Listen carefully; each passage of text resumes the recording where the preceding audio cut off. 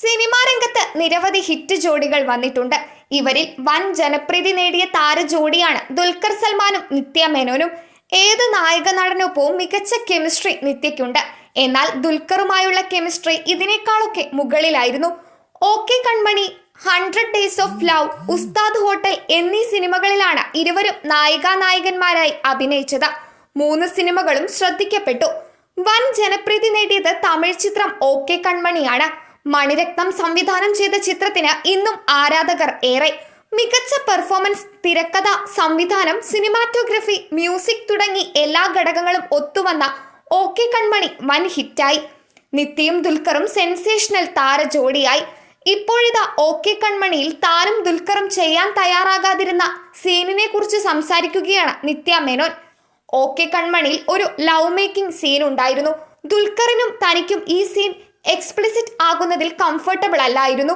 മണിസാർ ഈ സീൻ നമുക്ക് മറ്റൊരു രീതിയിൽ മാറ്റാമെന്ന് പറഞ്ഞു.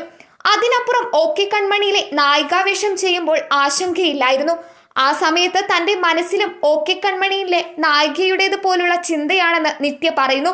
മണിസാർ തന്നെ രഹസ്യമായി സ്പൈ ചെയ്ത് എഴുതിയതാണോ എന്ന് തോന്നി. കാരണം താനും ആ ഘട്ടത്തിലൂടെ കടന്നു പോകുകയായിരുന്നുവെന്നും നിത്യ മേനോൻ പറഞ്ഞു. വിവാഹം ചെയ്യാതെ ലിവിംഗ് ടുഗദറിൽ കഴിയാൻ ആഗ്രഹിക്കുന്ന കഥാപാത്രത്തെയാണ് നിത്യമേനൻ ഓക്കെ കൺമണിയിൽ അവതരിപ്പിച്ചത്.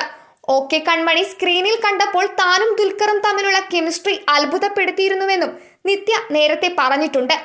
കാതലിക്ക നേരമില്ലയാണ് നിത്യയുടെ പുതിയ സിനിമ. രവി മോഹനാണ് ചിത്രത്തിലെ നായകൻ. ദുൽഖറും നിത്യയും ഒരുമിച്ച് അഭിനയിച്ചിട്ട് ഏറെ കാലമായി. ഇരുവരെയും വീണ്ടും ഒരുമിച്ച് ബിഗ് സ്ക്രീനിൽ കാണണമെന്ന് ആരാധകർ ആഗ്രഹിക്കുന്നുണ്ട്. നിത്യയ്ക്ക് ശേഷം ദുൽഖറിന്റെ ഏറ്റവും മികച്ച ഓൺ സ്ക്രീൻ നായികയെന്ന് ആരാധകർ വിളിച്ചത് മൃണാൾ താക്കൂറിനെയാണ്. ഇരുവരും ഒരുമിച്ചെത്തിയ സീതാരാമം വൻ ഹിറ്റായിരുന്നു. മലയാളത്തിൽ നിത്യയും ദുൽഖറും ഇപ്പോൾ സജീവമല്ല. ദുൽഖർ മറ്റ് ഭാഷകളിലാണ് കൂടുതൽ സിനിമ ചെയ്യുന്നത്.